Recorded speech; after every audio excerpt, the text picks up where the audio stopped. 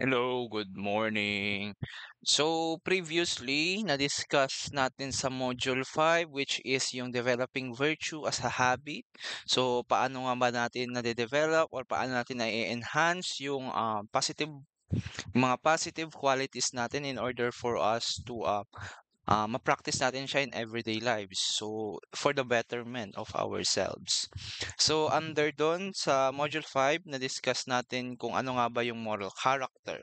So, kapag sinabi nating moral character, it is your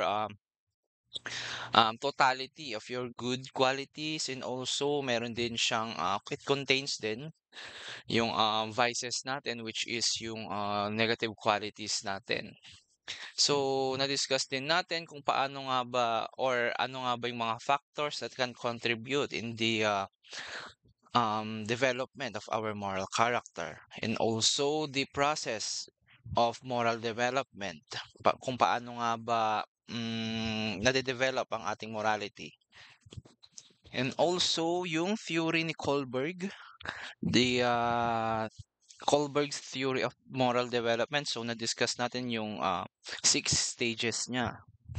So now, in Module 6, we will be discussing ano nga ba yung importance ng feelings, ano nga ba yung connection ng feelings in our moral decision making. So yung mga nauna-una nating mga na-discuss. So when making a moral decisions or moral judgments, kailangan 'di ba sinasang-alang-alang natin yung ating moral reasoning. Pagka sinabi nating reasoning, ito yung kumbaga inaaral natin yung in every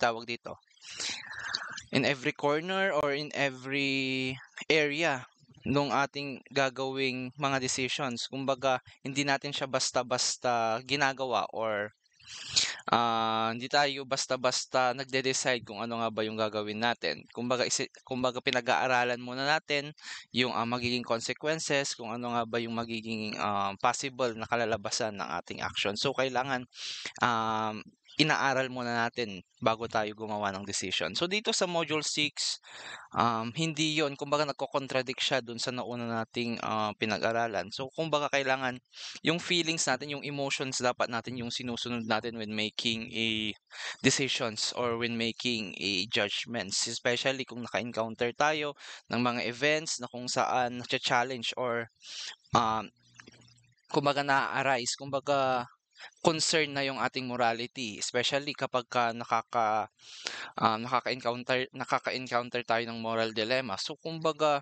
yung feelings dapat natin, yung emotions dapat natin yung magde-decide kung ano nga ba yung dapat gawin, kung ano nga ba yung mga tama at mabuting gawin. So, yung feelings dapat yung sinusunod, yung emotion dapat. So, i-define muna natin kung ano nga ba yung emotion. So, emotions are typically brief. So, panandalian lang siya. So, it could be last only up to seconds or minutes. So it is also intense and linked to specific events or situations. Kapag sinabi ng specific events, it could be um yung mga na-experience natin in our everyday life or yung mga situations. Like for example na lang ng mga emotions natin is yung happiness, sadness, fear, disgust, amazed, anger, surprise, and excitement. So, let's connect dito sa specific events or situations. Like for example na lang sabihin na nating, binigyan ka ng regalo ng parents mo. Ano nga ba yung mga possible na emotions na mararamdaman natin?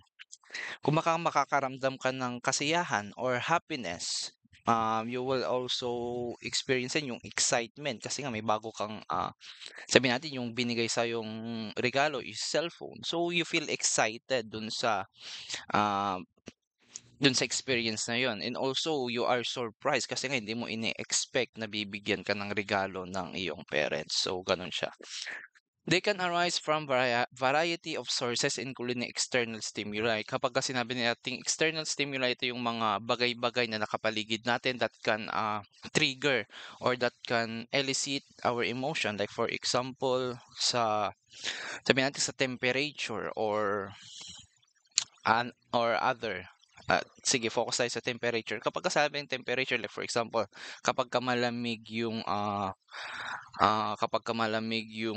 kapaligiran natin. Ano nga ba yung mga emotions na pwede nating maramdaman? It could be the emotions of feeling calm, 'di ba? Since malamig siya. And also puwede din tayong makaranas ng, feeling of happiness since medyo connected din siya dun sa pagiging malamig ng ating kondisyon. And also kapagka mainit naman, ano nga ba yung possible na magiging emotion natin? Puwede tayong maka-feel ng irritation. We could also feel yung anger since mainit nga mas madali tayong magalit. So gano'n siya. Internal thoughts naman, kumbaga yung thoughts natin, kumbaga yung mga naiisip natin could also kumbaga makakapag-trigger din siya ng certain emotions. Like for example, nagkaroon ka ng thought about, happy thoughts or sad thoughts. Kumbaga magre-resolve siya ng sabihin natin kapagka sad thoughts, siyempre makakaramdam ka rin ng sadness or sabihin natin related din siya sa fear, gano'n. Kapag hindi maganda yung thoughts natin, kumbaga hindi maganda yung iniisip natin. Could also sa memories din, kumbaga related din siya sa kung ano nga ba yung magiging emotion natin. Like for example, nagkaroon tayo ng childhood memories, kumbaga masaya yung childhood memories natin. So once na parang, naisip natin siya or napunta sa ating awareness yung memories na yon, kumbaga nakakapag-elicit siya or nakakapag-trigger siya ng certain emotion. Like for example, yung memories na yon is really, kumbaga maganda siya. So, ano nga ba yung magiging emotion natin? Magiging happy ka or sabihin natin magkakaroon ka ng excitement since medyo excited yung memories na yon. And physiological changes. So, like for example na lang kapagka nakaramdam tayo ng sakit, ano nga ba yung magiging, emotion natin? Magiging certain emotion tayo. Like for example, sinuntok ka. Kumbaga nakaka-feel tayo ng sakit. So ano nga ba yung magiging, emotion natin regarding dun? We might feel anger since nakaramdam nga tayo ng sakit or sa kung ano pa man yung magiging emotion niyo. So ganun yung emotion. It is typically brief, intense, and linked to specific events or situations. Kapagka sinabi naman nating moral emotions as defined by Jonathan Haidt, hindi ko alam kung paano i-pronounce 'to. Moral emotions are linked to the interest or welfare either of a society as a whole or at least a person's other than the judge or agent. So ito yung mga moral emotions naman like for example yung compassion, sympathy, kumbaga in relation siya sa kung ano nga ba yung sabihin natin yung goodness. So kung ano nga ba yung mga nakabubuti sa atin and also to other people. So moral emotions are variety of social emotions. So para siyang combination or sabihin nating maraming social emotions involved in our moral emotions that are involved in forming and communicating moral judgment and decisions and in motivating behavioral responses to one's and other moral behavior. So kapag kasi sinabi nating social emotions, ito naman yung emotions na parang nai-experience lang natin siya through interaction with other people. Kumbaga exclusive lang siya na emotions na nararamdaman natin kapagka there's an interaction with other people. So sabi dito, are those that arise in response to social situations or interactions with others. So exclusive lang siya once na nakakapag-interact tayo sa other people. There's a certain emotions na kumbaga sabihin natin na trigger or nag-a-arise during that event. So, here are some example of social emotions. So, embarrassment, kumbaga once na kumbaga nagkaroon ka ng kumbaga in-evaluate ka ng other people. Kumbaga yung pangit yung pagkaka-evaluate sa'yo, ano yung mga mararamdaman mo? 'Di ba parang nahihiya ka or you feel embarrassed. So, pride, like for example, kino-compare mo yung mga katangian mo sa ibang tao. So once na mas nakakalamang ka, ano yung mararamdaman mong emotion? You feel proud of yourself. So kapag ka naman sabihin nating mas mababa yung tingin mo sa sarili mo, kapag ka kino-compare mo yung sarili mo sa ibang tao, kumbaga kumbaga tawag dito, mas bumababa yung confidence natin. since gano'n siya kapagka pride. So envy, jealousy, guilt, sympathy, and empathy. So those are social emotions. Kumbaga nararamdaman natin siya exclusively kapagka there's an interaction with other people. Kumbaga there is a, sabi natin in a specific, kumbaga nararamdaman lang natin siya kapagka yun, kino-compare natin yung sarili natin to other people. So basic emotions naman are set of innate and universal emotional state that are considered to be fundamental to human experience and only require the awareness of one's own physical state. So dito naman sa basic emotion, kumbaga ito lang yung mga kumbaga ito yung mga emotions generally na nararamdaman natin without kahit na hindi tayo nakakapag-interact to other people, nararamdaman pa rin natin siya.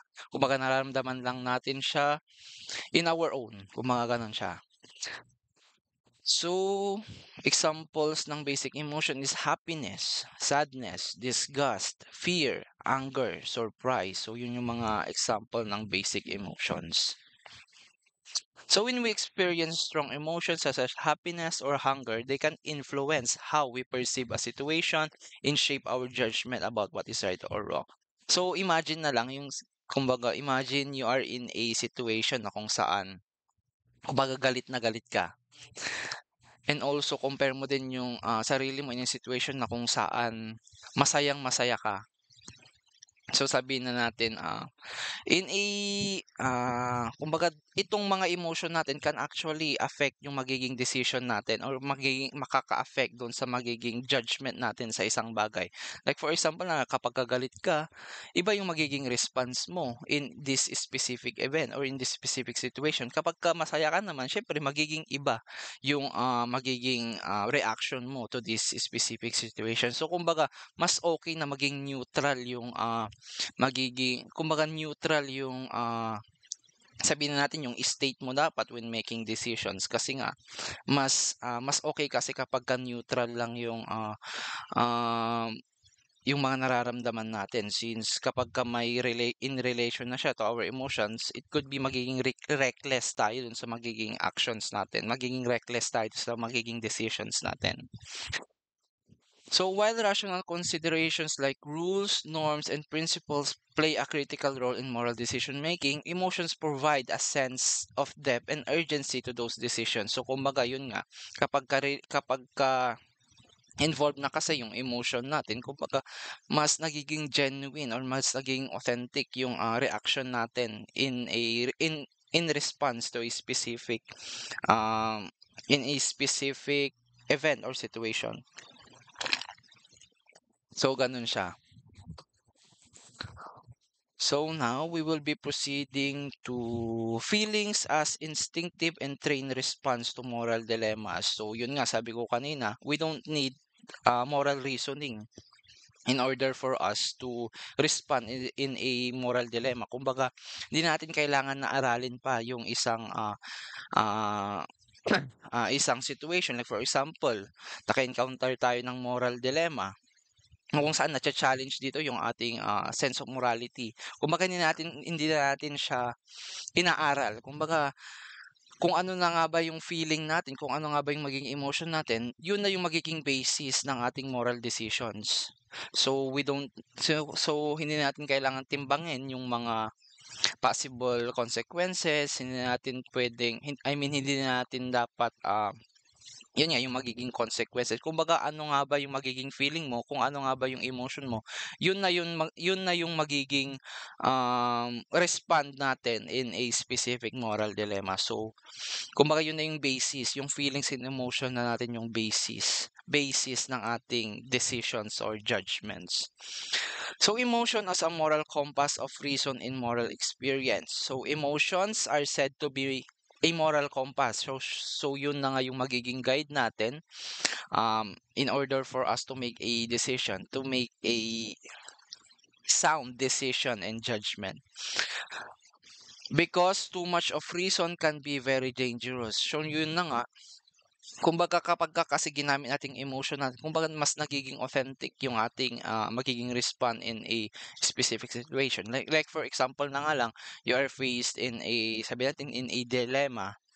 na kung saan hindi mo alam kung ano nga ba yung tama at mali. Kumbaga once na ginamit natin yung emotion natin, like for example yung, emotion natin na awa, kumbaga hindi natin kailangan na tingnan pa yung mga possible magiging impact nung ating decision. Kumbaga awa na yung, magiging basis natin ng ating magiging, decision. Like for example na nga lang dun sa Heinz dilemma, 'di ba? Dun sa nagkasakit yung, asawa ni Heinz na kung saan nagnakaw na siya because of that. So kumbaga titingnan natin dun, hindi natin iko-consider kung ano nga ba yung sinasabi ng batas. Kino-consider na lang natin yung, nafi-feel natin, which is yung awa dun sa part nung asawa ni Heinz. So puwede natin sabihin na stealing is good kasi nga naaawa tayo. So yun na yung magiging basis natin, hindi na yung, stealing is bad kasi nga ito yung sinasabi ng batas. Stealing is kumbaga yung magiging rason na natin dito is stealing is good kasi nga nakakaawa yung asawa ni Heinz. Kumbaga naka-focus na siya dun sa emotion natin. So according kay Ben Zeeb, claims further that emotions are moral guides, moral supports, and communications. Emotion sensitivity can be a moral guide. So yun na nga, yung emotion natin such as compassion and empathy, kumbaga enough na yun uh, in making moral judgments or moral decision making kasi nga yung pinopromote naman ng emotion natin such as compassion and sympathy, kung pinopromote na niya kung ano nga ba yung sa tingin natin nakabubuti, andun yung awa, andun yung goodness, the sense of goodness. So feelings can become instinctive and train response to every moral experience in order to make decisions. So yun na nga.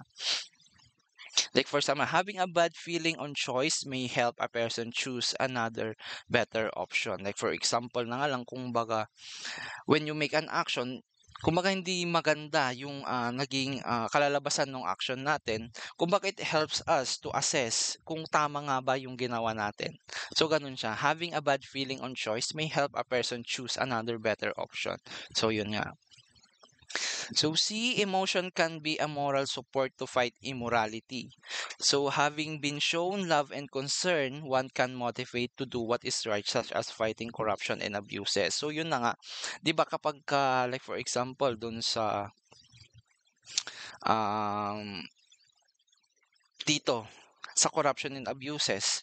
So kapag ka-feeling natin na hindi siya maganda, kumbaga dito kasi pina-priority na natin yung emotion natin such as love and concern in making a decision. So kapag kasi sinabi nating abuses, kumbaga dito yung kumbaga aggression toward other people. Since aggression toward other people is a form of hate, kumbaga hindi siya acceptable sa atin, kumbaga mali siya para sa atin kasi nga yung ginagamit na natin na basis is yung love and our concern to other people. So through emotions such as sympathy, compassion, and care, one can reveal his moral principle of love to others. So yun nga, yung emotion natin siya, sympathy, compassion, and care. Ito kasi yung mga emotions natin that is involved dun sa sinasabi nating the goodness, kung ano nga ba yung nakabubuti sa atin and also nakabubuti para sa lahat. So there are some ideas then or seven concepts in relation to our emotion, which is the theory or the concept of subjectivism. So, kapag kasi sinabi nating subjectivism, our moral judgments are expressions of individual subjectivity. Kumbaga, our moral judgments are always based lang sa kung ano nga ba yung sa tingin natin tama at mali. Kumbaga, wala tayong objective standards. Hindi tayo nagbe-base dun sa batas, hindi tayo nagbe-base dun sa rules, hindi din tayo nagbe-base sa kung ano nga ba sa kung ano nga ba yung sasabihin ng iba about which is right or wrong. Kumbaga, naka-focus tayo sa kung ano ang tingin natin sa mabuti at masama. Kumbaga, naka-focus tayo dun sa ano sa tingin natin yung immoral at moral. Kumbaga, naka-focus lang tayo sa sarili natin kung ano nga ba yung pagkakaintindi natin to the sense of morality. So our moral judgments are are expressions of individual subjectivity such as personal beliefs, opinions, or attitudes, and they do not refer to objective moral truths. Kapag sinabi natin objective moral truths, ito na yung mga established na mga batas, established na mga rules and laws. So kumbaga dito, focus lang tayo is yung individual subjectivity sa kung ano nga ba yung sa tingin natin tama at mali. So ito, I have this example para mas maintindihan nyo. So, when someone says stealing is wrong, they are expressing their personal belief or disapproval of stealing. But this statement does not imply that stealing is objectively wrong for everyone. So yun nga, nakafocus ka dun sa paniniwala mo mismo sa kung ano nga ba yung mali at tama. So ako, pwede kong sabihin na stealing is bad, stealing is wrong, kasi ngayon yung paniniwala ko. So pwede mo ring sabihin na stealing is good and sabihin natin stealing is acceptable. Since yun naman yung paniniwala mo, so wala akong problema doon. But yun nga, yung paniniwala mo is not an objective. Kumbaga hindi siya yung kumbaga walang standard, kumbaga walang fix na ganun. Kumbaga magkakaiba tayo since subjective lang yung point of view natin when it comes to morality. So, ethical subjectivism is an ethical framework based solely on one feelings. So, yun nga, morality is not based on objectivism, hindi siya based dun sa ano nga ba yung universal truth. Kumbaga, kapag kasi sinabing universal truth kasi ito yung standard na kung saan ito yung sinusunod natin sa kung ano nga ba yung tama at mali. There are just different opinions, so no one is right. There are no facts, only different feelings. So yun nga, yung paniniwala kasi natin is very subjective. So there are no facts, only different feelings. So there are no objective truth, there are no universal truth. Kumbaga, nakadepende lang sa atin kung ano nga ba yung tama at mali. So ethical subjectivism implies that each is infallible. Kapag kasi natin infallible, we are error free. Kumbaga hindi tayo nakakapag-commit ng mali. Since very subjective nga siya. So kapag kasi sinabi kong stealing is wrong, kapag stealing is bad or stealing is good. Kumbaga, hindi ako mali doon sa idea ko na yun kasi nga yun yung paniniwala ko. Yun yung paniniwala kong tama. So I am error free. So if one claims that cheating in exam is moral, then nobody can question it because one is simply defending that it is just what one feels and approves of. So yun na nga, kapag sinabi mong cheating is good, so yun yung idea mo, yun yung belief mo na mabuti. I also have this, sabi natin, in contrary, meron din akong subjective perspective about that is that cheating is bad. So we cannot argue about it. May kanya-kanya lang tayong paniniwala. So feeling good about something does not necessarily make that something is good. So people do have different perspective about what is good or bad. So yun nga. So ethical subjectivism also holds that disagreement does not exist. So yun na nga. You cannot disagree na ito yung paniniwala ko. I cannot also disagree dun sa paniniwala mo. It's kasi nga, it's our personal beliefs. It's very subjective. In ethics, disagreements may be possible to settle because they are charged with high emotions. And despite available evidence like abortion, many feel strongly that abortion is immoral, while many others feel strong that it is immoral. So yun nga, nakadepende lang tayo sa personal beliefs natin. So pwede mong sabihin na abortion is immoral kasi nga yung pagpatay is very immoral. Kumbaga hindi siya maganda, hindi siya acceptable. So that's your opinion. Yan yung paniniwala mo and I cannot disagree with it. So kapag kasi sinabi ko naman na abortion is moral, since lahat naman tayo may karapatan dun sa ating katawan, so we can freely do sa kung ano nga ba yung gusto kong gawin dun sa magiging katawan ko, it's my decision. It's my personal belief, so wala kang magagawa dun. So ganun yung focus ng subjectivism. So yung mga sabi natin, puwedeng disadvantages ng subjectivism is that magiging problematic siya since wala na tayong sinusunod na moral standards. Kumbaga yun, wala ng universal truth. Kumbaga, it could result to chaos kasi nga yun, naka-base na lang tayo dun sa personal beliefs natin, naka-base na lang tayo dun sa paniniwala natin. Kumbaga magkakaiba-iba tayo ng standards.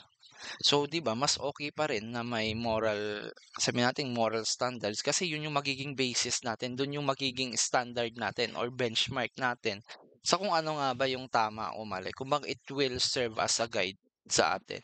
So, kapagka dito sa idea kasi ng subjectivism is that kumbaga our self is our own guide. Your personal belief is your own guide. So, pwede nating sabihin na yung paniniwala mo might actually harm other people. So, since yun yung personal belief mo, wala akong masasabi dun. Wala akong masasabi regarding dun. Kasi nga, yun yung paniniwala mo. Kahit na nakakasakit ka ng ibang tao. So now we will now be proceeding in emotivism. So emotivism or the Buhura theory is primarily developed by Charles Stevenson. It is improved ethical subjectivism. So itong emotivism parang siyang upgraded version ng subjectivism. This holds that our moral judgment express feelings, not reasons. So, based lang siya sa kung ano nga ba yung nararamdaman natin. Hindi na siya based doon sa logical thinking natin, hindi na siya based doon sa reasoning natin. Kumbaga, nakafocus na lang siya doon sa ano nga ba yung nararamdaman natin. Kumbaga, ito na yung basis ng ating moral judgment and moral actions. Not moral truths, not moral knowledge. So, kumbaga, ito na yung mga universal truth na sinasabi ko, yung mga established laws, kumbaga, kung ano-ano pa. Ito, I have an example here. So, in looking at an image, one feels something about the image that makes him remark either boo. So, kapag boo, it could be a negative regard, so ang pangit. Or hura, kapag kasi sinabi namin hura, ito yung positive regard. Kumbaga, you agree with it. So, like for example na i-connect natin siya dun sa experiences nyo. So, kapag ka sinabi ng classmate mo na pangit ka, well, opinion niya lang yon. Magkaiba din yung opinion ng iyong ibang kaklase since nakafocus nga lang tayo dito sa emotion ng isang tao. Nakafocus tayo dito sa emotion kung paano nga ba niya nagagawa yung isang moral decision or moral judgment. So, subjective din lang siya. So, emotivism suggests that ethical statements such as stealing is wrong or helping others is good. It does not express objective truths about morality but rather reflect the speaker's emotions, attitudes, or preferences towards certain actions. So yun nga, very subjective lang siya. Very subjective, very personalized lang siya. Kumbaga nakabase lang siya sa emotion natin, hindi siya nakabase sa kung ano yung objective moral truths. Excuse me. So, emotivism has two different purposes. One is to influence behavior. Or number two, to express the speaker's attitude. So, kapag sinabi natin to influence behavior, is the attempt to influence the listener. Kung kapag sinabi kong, sabi natin, if I say divorce is immoral, it means that do not divorce. Kumbaga nga, ini-influence lang kita na ganito yung point of view ko. So, ini-influence kita, kumbaga, sabi natin, ano ba yung other term? Kumbaga, basta yun. Ino-influence ko yung listener, ino-influence ko yung isang tao in order for them to agree sa kung ano nga ba yung sinasabi ko. So, to influence behavior. So, if I express na ang pangit mo, so pwede kong, kumbaga nga parang ini-influence kita to, para maniwala dun sa sinasabi ko, para i-influence yung nakikinig dun sa sinasabi ko. So number 2, to express the speaker's attitude. So simply, express ko lang kung ano yung nararamdaman ko, express ko lang yung emotion ko regarding to this event or regarding to this situation. So simply, yun lang, ina-express ko lang yung sarili ko. So criticism on emotivism naman. Many believe that there is a reason in moral statements and not just simply expression of feeling. So yun nga, meron pa rin siyang halong reasoning. Hindi lang siya purely on emotions. So in emotivism, hindi lang siya focus sa kung ano nga ba yung gusto nating i-express na emotion. Kumbaga andun pa rin yung reasoning, kumbaga kino-consider pa rin siya. So hindi siya completely our emotions that is our expressing. Kumbaga may halo pa rin siyang reasoning. So here an example.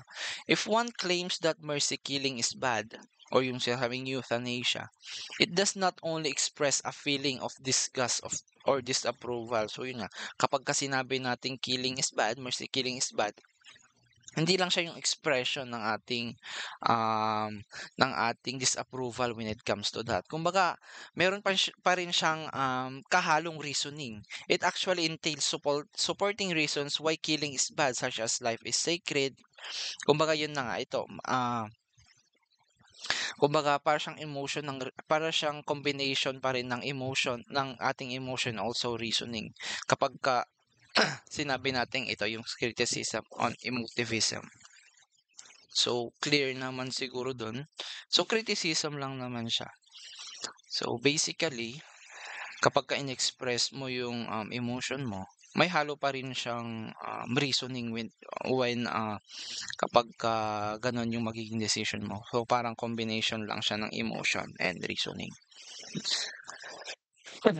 So, next, yung intuitionism naman or yung gut feeling or yung kutob.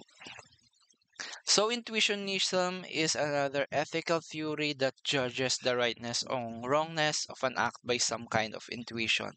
Kumbaga, kapag sinabi nating intuition, kumbaga, para siyang innate. Kapag innate kasi, kumbaga, nag exist na siya naturally sa atin. Kumbaga, instant na siya. Kasi ito yung intuition. Kapag kasi gut feeling or kutob, kumbaga, instant na siya na lumalabas sa atin, di ba? So according kay Anthony Cooper, calls it the moral sense. So moral sense, ito daw yung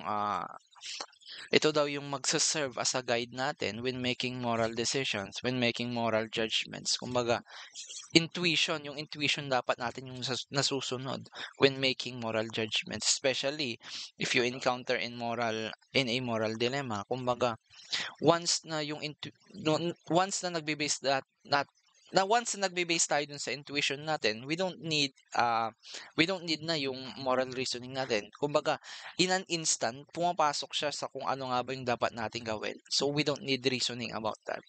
It's all about our intuition na lang. So, moral sense, a feeling of attraction or repulsion and a reflex. Kapag sabi ng reflex, kumbaga, instant na siya. Reflects moral sensitivity, which is the reason for a deliberate choice of the right or wrong course of action. So, kumbaga, instant na siya, automatic. So, it is a built-in response to any given circumstances. So, yun nga, automatic na siya na ganito yung magiging response natin in a specific moral dilemma or in a specific moral events. So, yun. Natural na siya sa atin. Kumbaga, kumbaga in an instant, pumapasok na lang siya dito sa ating isip. Kumbaga, instant na siya, automatic na.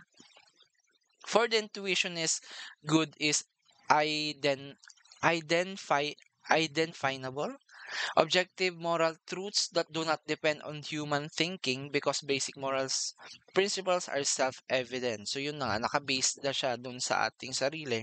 Kumbaga reflexively sense of truths. Kumbaga, pumapasok na lang siya sa isip natin. Kumbaga automatic na siya. Ito dapat yung kailangan kong gawin. Ito dapat yung tamang gawin dito sa specific event na ito or the specific dilemma na ito. Kung automatic na siya. One's moral sense or intuition can be One's moral sense or intuition can be developed by experience. So paano nga ba ito? So paano nga ba siya nade-develop? I'll give an example na lang, 'di ba? So in a specific event kasi or sabi natin specific dilemma. Kumbaga when you make an action or when making a judgment and also kapag katama yung judgment natin or kapag katama yung action natin, kumbaga nare-reinforce dito yung ating intuition. Nare-reinforce yung sarili natin na in the next na gagawa tayo ng action, ganito ulit. Ganito ulit yung gagawin ko. Magbe-base ako ulit dito sa intuition ko kasi nga tama yung intuition ko last sabi natin in a last moral decisions na ginawa ko. So once na kasi na accurate yung magiging intuition natin, kung nare-reinforce siya. So by the next na makakapag-encounter ka ng moral or sabi natin in a moral dilemma, kumbaga magbe-base ka ulit dito sa intuition mo kasi yun nga, dun sa past experience mo tama yung intuition mo about this action. Kumbaga ito dapat yung susundin ko kasi nga tama yung naging decision ko last na naka-encounter ako ng ganitong bagay. So ganun siya. Once moral sense or intuition can be developed by experience. So ito naman yung problems or criticism with intuitionism. Intuitionism is very weak since hindi siya based on truths, hindi siya based on logical reasoning. Kumbaga naka-base lang siya sa kung ano nga ba yung pumapasok sa isip natin. So wala siyang basis. So here, for instance, Armando cannot claim that Danny is dishonest because he simply intuits it from Danny's wife. So yun nga, very wala siyang basis. Kumbaga pwede natin siyang sabihin na parang siyang faulty. So hindi siya totoo. Hindi siya 100% accurate. Baka nga 0.1 accurate lang siya. It is illogical and unverifiable. So yun. To say that something is good or right because one intuits or feeling it to be that way. So wala siyang basis. Yun yung problem ng intuitionism. So, dito na tayo sa situationism. So, situationism is an ethical framework developed by Joseph Fletcher. So, situationism suggests that moral decisions should be based on specific situations at hand rather than rigid rules of moral rules or principles. So, dito naman, nakabase sa situation natin sa kung ano nga ba yung sa tingin natin um, tamang gawin or ano nga ba yung mga dapat nating gawin. So naka-base siya doon sa magiging specific situations rather than focusing kumbaga yung sa rigid na decision or rigid na moral rules. Instead na magfo-focus tayo dito like for example na lang in making decision kasi nga doon sa sabi natin doon sa example doon sa naging classic example natin based dun kay Heinz dilemma. So yun nga, nagnakaw si Heinz dahil dun sa asawa niyang may sakit. Kumbaga terminal na yung sakit niya. Kumbaga there is this one cure na makakapag-save lang sa kanya which is yung in-invent nung chemist. So dito sa situationism, pwede nating sabihin na tama yung ginawa ni Heinz. Kasi nga, doon nga sa specific situation na yun, kailangan niyang i-prioritize yung health ng kanyang asawa. So we can accept that stealing is good. Kasi nga, yun nga yung nagiging situation ni Heinz. Hindi natin tinitingnan kung ano nga ba yung sinasabi ng batas. Hindi natin tinitingnan kung ano nga ba yung rights din nung chemist about dun sa drugs. Kung matitignan lang natin kung ano nga ba yung situation, kung ano nga ba yung dapat nating gawin, kung ano nga ba yung mas dapat nating gawin, mas magandang gawin dito sa specific situation na ito. So, stealing is good dun sa sabi natin dun sa scenario or dun sa situation ni Heinz. Pwede nating sabihin na situation is good kasi nga yun kailangan nating isaalang-alang yung buhay ng asawa ni Heinz. So nakadepende siya sa situation. There are no absolute moral principles that apply universally. So yun na nga. Hindi siya fixed. So kapag kasi sinabi nating stealing is bad, hindi siya fixed. Kumbaga there is an exception. So pwede kong sabihin na stealing is good as long as it serves me. Kumbaga kapag sabihin natin kapagka sobra-sobra na yung gutom ko, puwede akong magnakaw. Kasi nga nakasalalay na dito yung, sarili ko. So gano'n yung focus ng situationism. Kumbaga, we assess an specific event based sa kung ano nga ba yung situation. So hindi tayo sumusunod dun sa, sinasabi ng batas, dun sa rigid rules na sinasabi ng ating society. So situationism emphasizes the importance of love or agape. So this is the main focus ng situationism. Kumbaga, love mismo or yung agape mismo yung dapat nating sundin when making a moral decisions or when making moral judgments. Kumbaga, love should be the basis in everything that we do. Love or agape as the guiding principle in making ethical decisions, advocating for most loving or compassionate course of action in any given situation. So yun nga, kasi kapag ka love and agape yung basis natin, mas nagiging genuine, mas nagiging tunay, mas nagpo-promote siya into a good consequences, better consequences, rather than magbe-base tayo dito sa rules. Like for example, stealing is bad, kasi nga ito yung sinasabi ng batas. So kapagka yung sinasabi naman ng situationism, stealing is good. Kasi nga para dun sa kino-consider natin kung ano nga ba yung nararamdaman ng isang tao. Kino-consider natin out of love. Ito yung dapat gawin kasi nga ito dapat yung kailangan kong gawin. Kailangan kong i-priority yung kalusugan ng asawa ni Hines. So yun dapat kumbaga it is the most loving or compassionate course of action kasi. Kumbaga, hina-highlight na natin dito yung specific emotion natin which is yung compassion and also yung pagiging loving natin in making a decisions. So let's first define ano nga ba yung agape or the love. Agape, love. It is often considered the highest form of love, characterized by selflessness. Kung bakit hindi tayo nakafocus sa ating sarili, it should be focused to other people when making an action. Kumbaga, we don't consider yung gain natin. We don't consider kung ano nga ba yung makukuha natin a in this action. Kumbaga nakafocus tayo sa kung ano nga ba yung makukuha, kung ano nga ba yung maibibigay natin sa iba. Also, andito yung sense of compassion and unconditional care for others. So there is no conditions. There is no parang kumbaga sabi natin mahal kita as long as dapat maging ganito ka. So there's a condition. Kumbaga hindi siya yung focus ng agape. It should be unconditional care for others. One example na lang ng agape is yung pagmamahal ni sabihin na natin yung mga religious sabihin natin yung may religious representation like for example si Jesus. Kumbaga He loves us unconditionally. Kumbaga, selflessness yung pagmamahal niya and also the compassion to His people. So, ganun siya yung agape. Hindi siya yung romantic love, hindi siya yung familial love. Kumbaga, it is beyond. Kumbaga, mas beyond siya kapag sinabi nating agape. So, andito yung pinaka-main element niya. Yung selflessness, compassion, and unconditional care for others. So, ito naman yung principles of situationism. Kapag sinabing principles, kumbaga ito yung guiding or yung foundation ng situationism. So, love is the only norm. Love is the only law. It rejects legalism.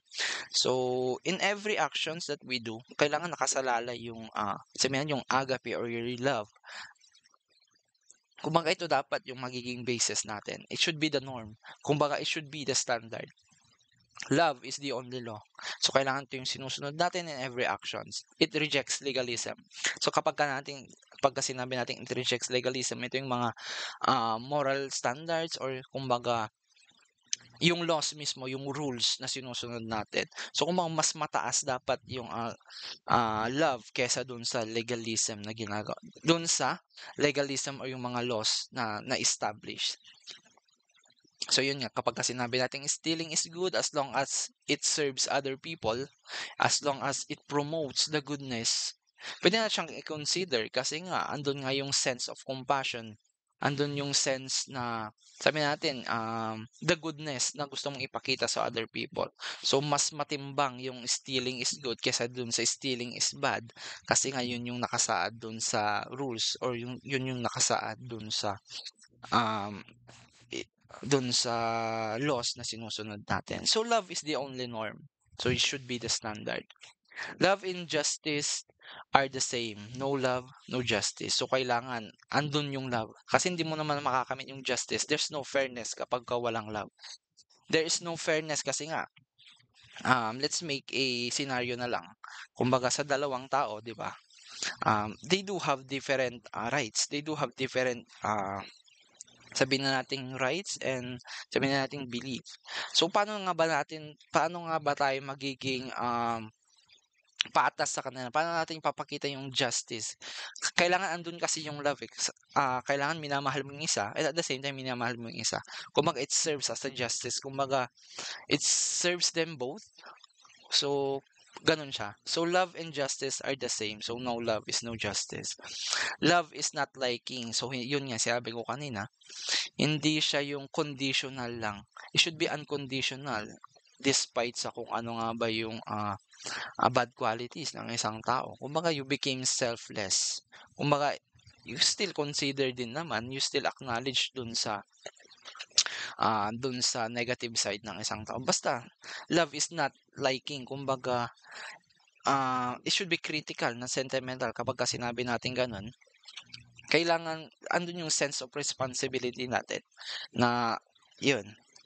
So, love is not liking, kumbaga, yung Christian love is non-selfish love or the love of all people. So, andun na yung sense of responsibility, andun na yung pagmamahal regardless sa kung ano man yung qualities ng isang tao despite na nakagawa man siya ng pangit or nakagawa man siya ng sabihin na nating unlawful acts.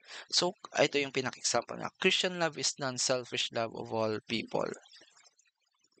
Love only is always good. So when one lies for loving purpose, his lying is right because of its loving purpose. So yun nga, nakasalalay kasi yung actions natin dun sa sense of love, dun sa loving purpose ng ating ginagawa natin. So pwede rin nating sabihin dito sa situationism na, so kapag ka pumatay ako, is very acceptable kasi nga andun yung sense of love. Like for example na lang, pinagtanggol mo yung isang sabihin natin sabihin yung kapatid mo kapag ka nasa bingit na siya ng kamatayan. So kapag like for example, meron siyang tawag dito, wait lang like for example na lang, kapag inattempt na i-rape siya ng other people, kumbaga it's very acceptable na sabihin natin patayin mo yung nag-attempt sa kanya or mag-a-attempt sa kanya. So that is considered as acceptable as long as there is this loving purpose that kumbaga yun na, yung loving purpose dapat andun yung element na yun, yung love mismo.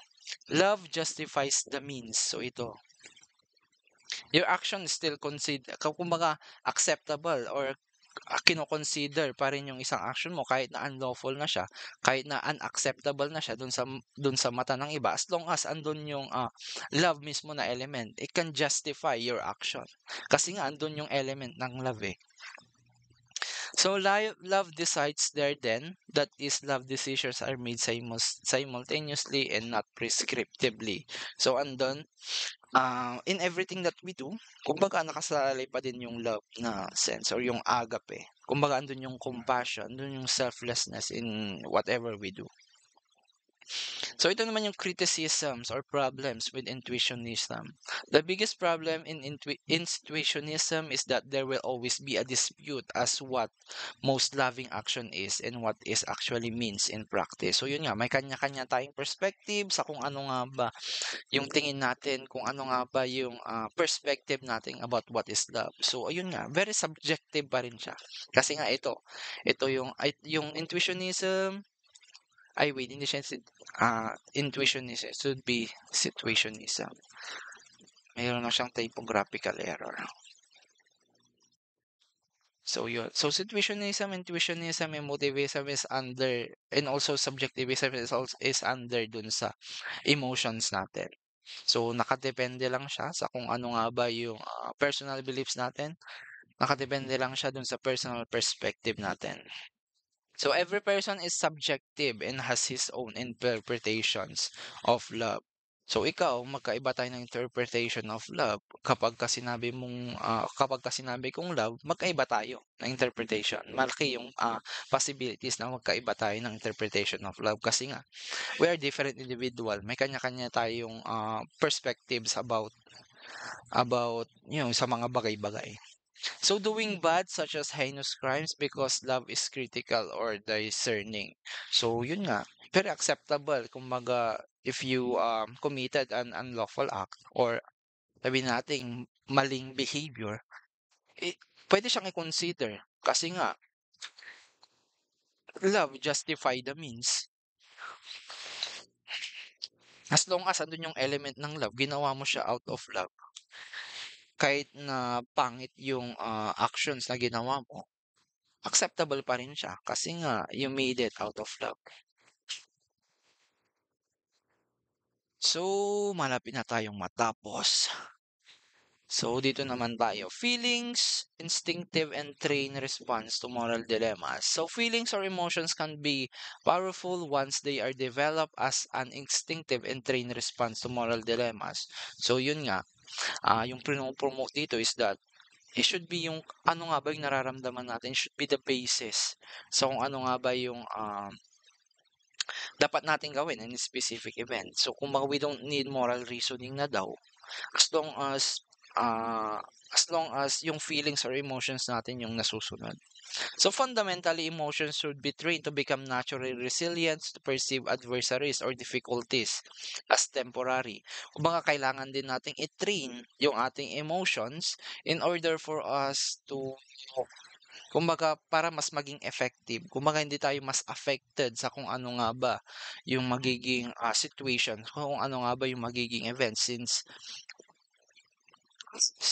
hindi naman sa lahat ng bagay is kumbaga maganda siya. Kumbaga hindi siya yung kumbaga madali siyang i-handle. There are some events din or situations na mahirap i-handle. So it's very important na kailangan i-train din natin yung emotion natin to become resilient. Sa kapag natin resilient, um, kumbaga we can easily sabi dito, we can easily kumbaga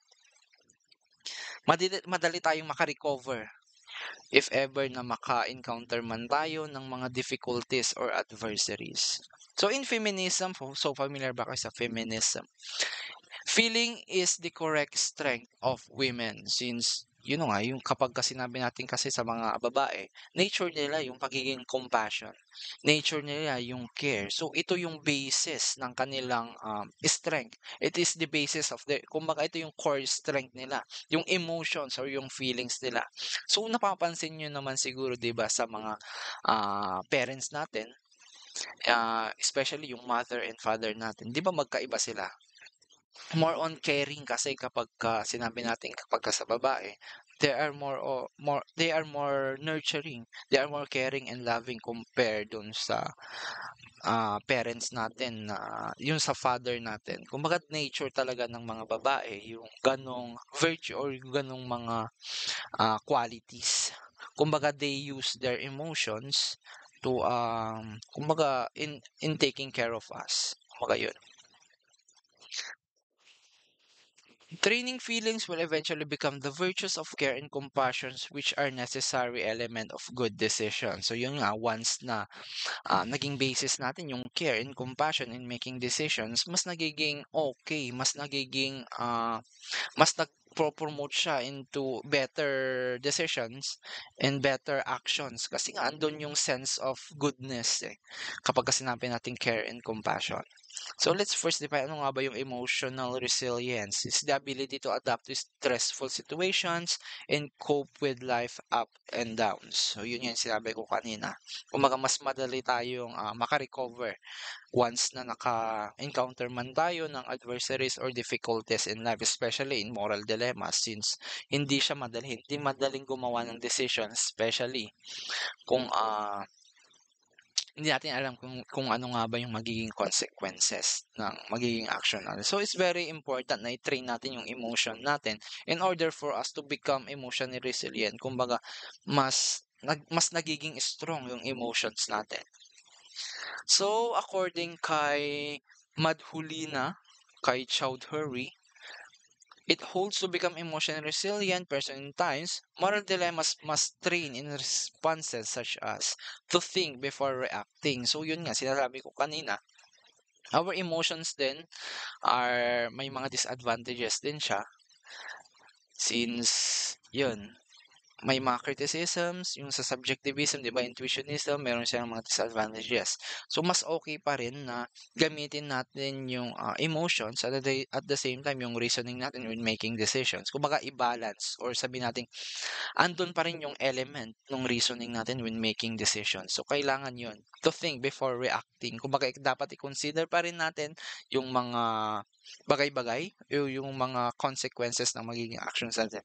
But as long as andun yung element ng emotions, mas maganda yung magiging response natin or mas maganda yung magiging decision natin.